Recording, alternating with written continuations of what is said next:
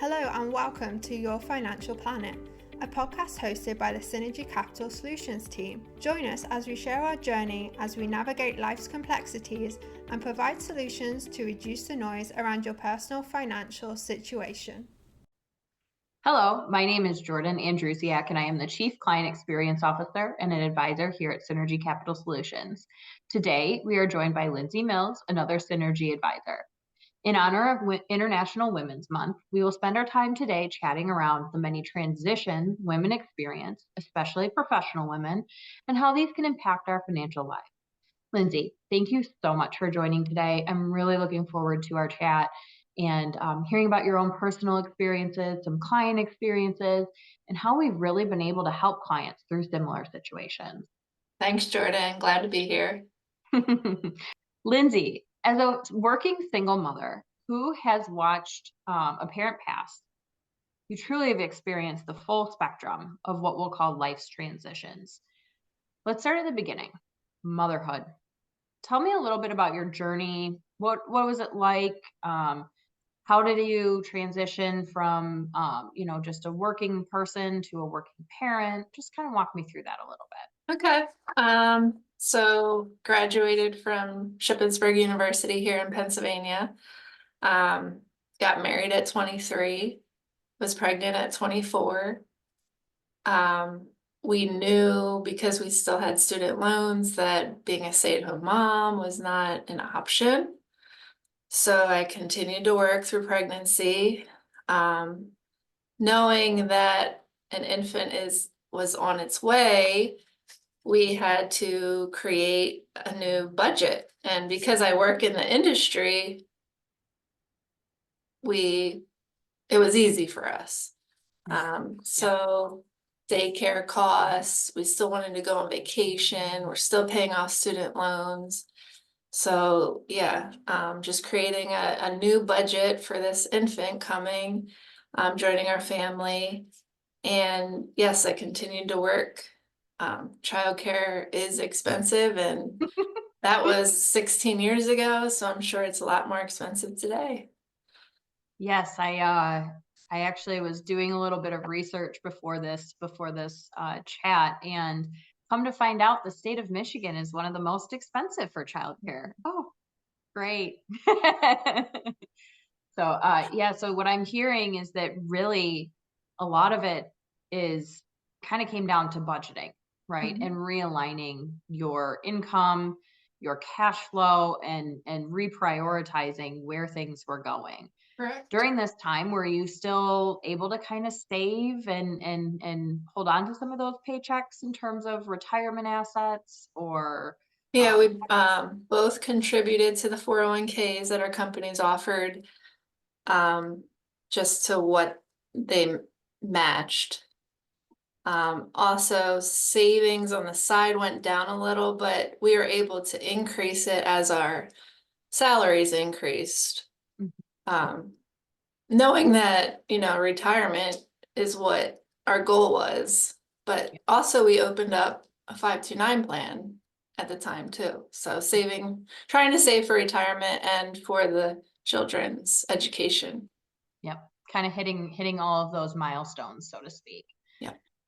Something I heard explicitly was the 401k aspect, and making sure you at least hit the match. And that is key. I think that's a key thing to remind people, especially when they're going through any transition. If they're continuing, if they're working in the working world and they've got the opportunity for a 401k and their employer provides for a match, that's, it's like free money. You've got to make sure you at least take advantage of that. And we always talk about the tax advantages of deferring to a 401k over, let's say, a traditional taxable account. That's kind of we look at a financial plan in terms of buckets, right? And so that's the first bucket you want to fill if you have to maybe realign your buckets a little bit. Correct. I think it also helps that Synergy offers that budget worksheet for clients. So that puts out everything that you spend and helps. Yeah.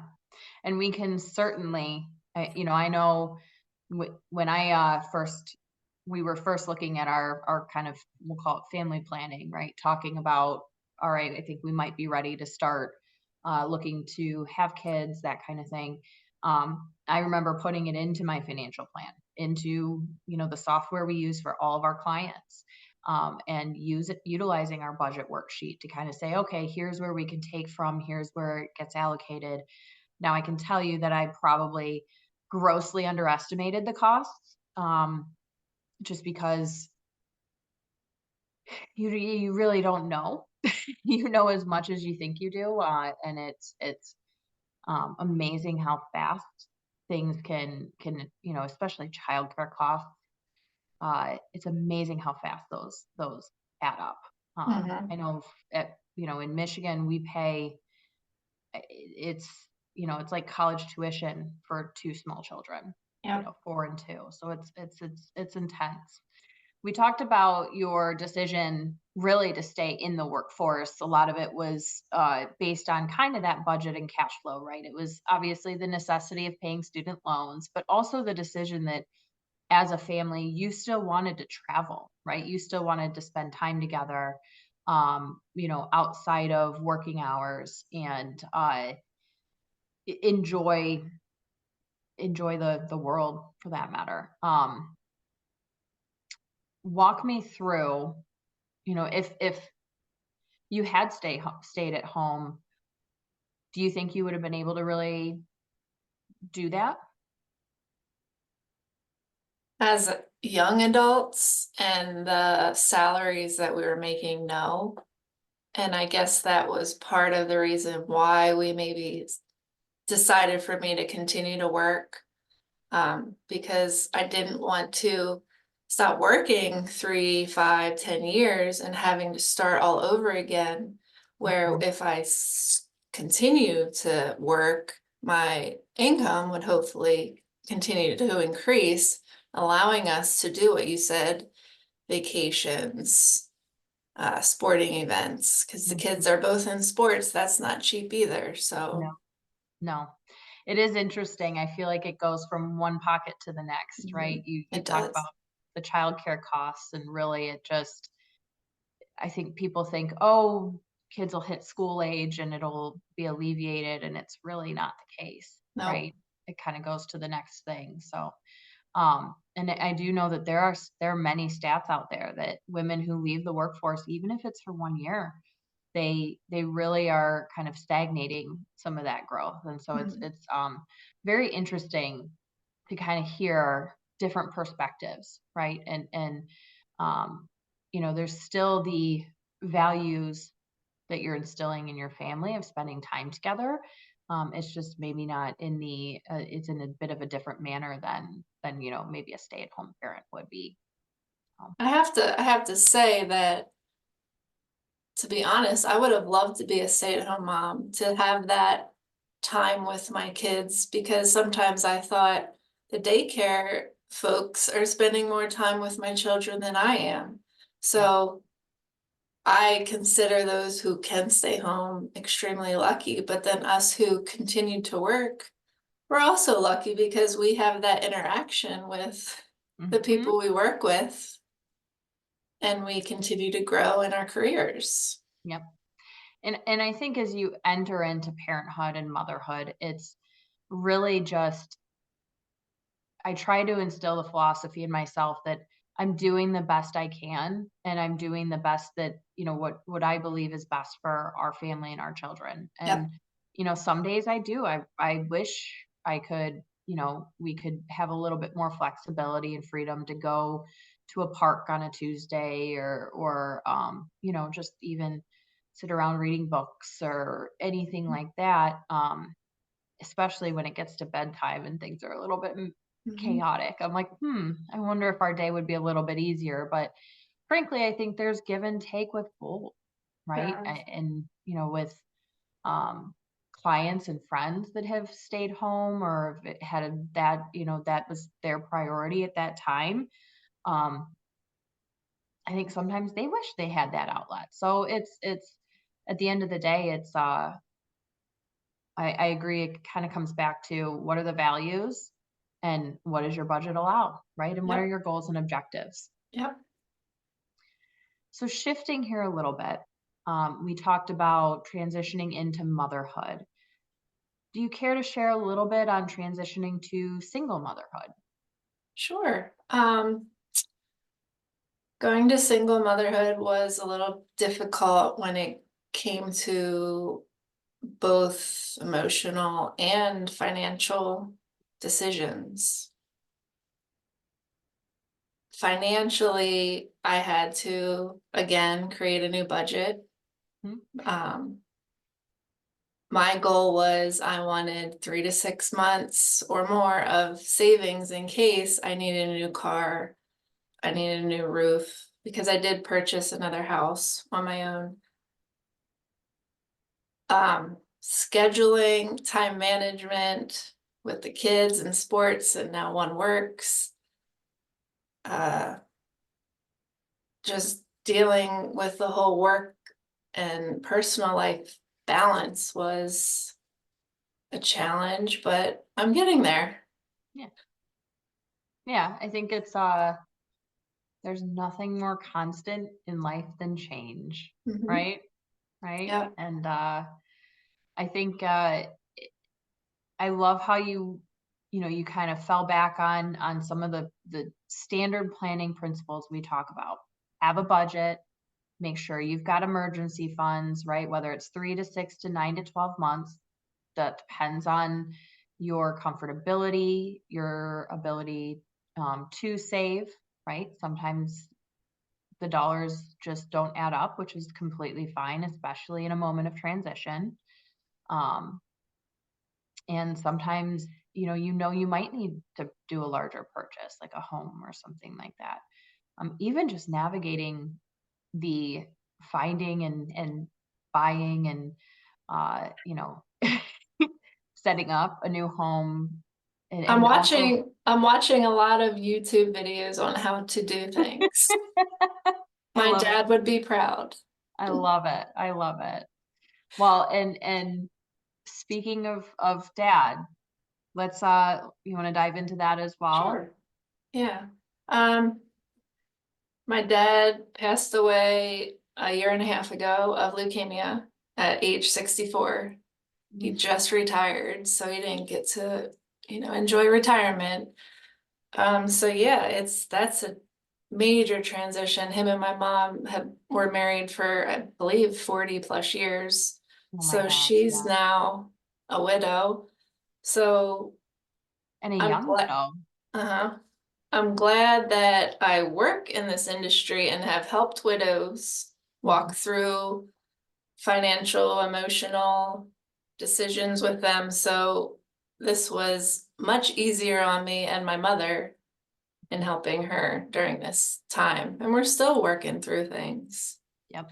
I live like 5-10 minutes from her, so it's very it means a lot that I'm close to my mom, so, and I'm there for her.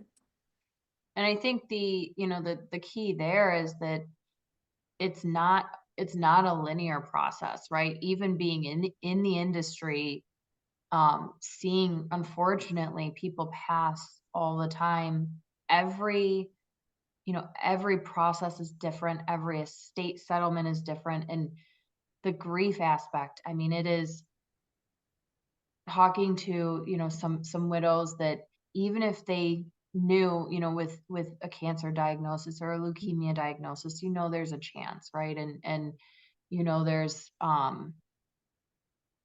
you have a little bit of time, right, on the front end to kind of get used to it, or at least kind of maybe get your ducks in a row, so to speak, which is kind of a terrible euphemism, because no matter what planning you do, there's still going to be something, right? You can have a wonderful estate plan, a wonderful document. There's just the emotional aspect. So it's not ever going to be easy, right? It's not just pulling a Band-Aid. When he passed, mom was like extremely, I gotta do this, I gotta do that, I gotta do this. And I'm like, Mom, first, what do the airline people say? Put your oxygen mask on first. Yep. So deal with your mental and emotional and your personal banking or whatever, she was still working at the time. So deal with you first and we'll get to the rest later. Start with basics. Even if it's checking one box off a day. Yep. You don't need to have the whole checklist done tomorrow. And frankly, you shouldn't, No. right? I know some widows are or widowers are very, they immediately want to sell their home and completely change their lifestyle. And we always advise, give it a year. Mm-hmm. Give yourself a year.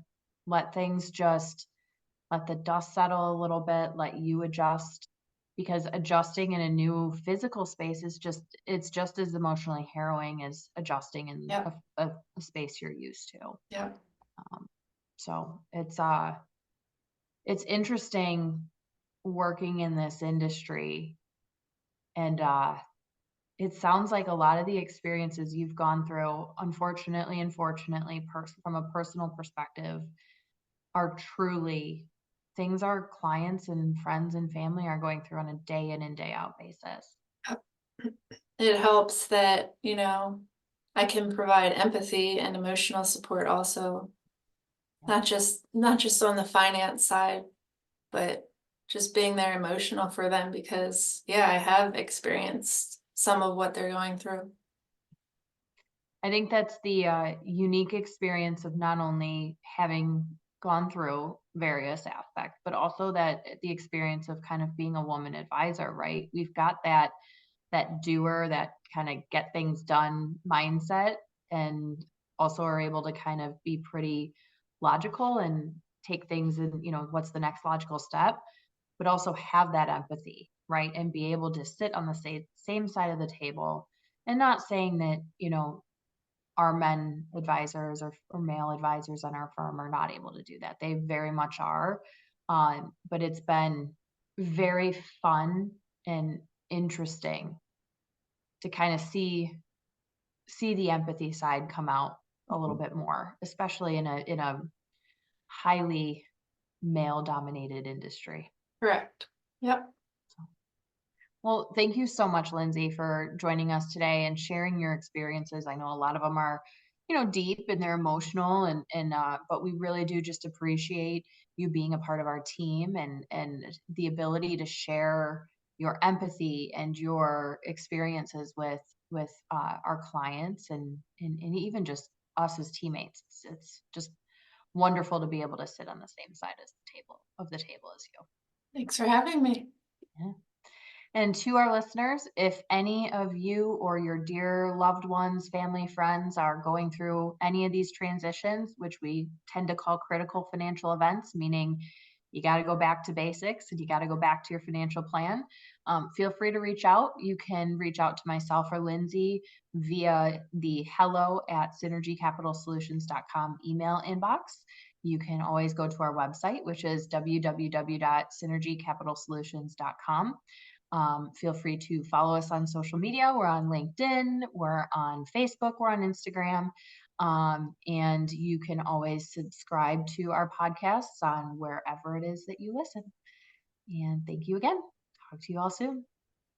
Thank you for listening to Your Financial Planet. Please hit the subscribe button below to be notified when new episodes become available.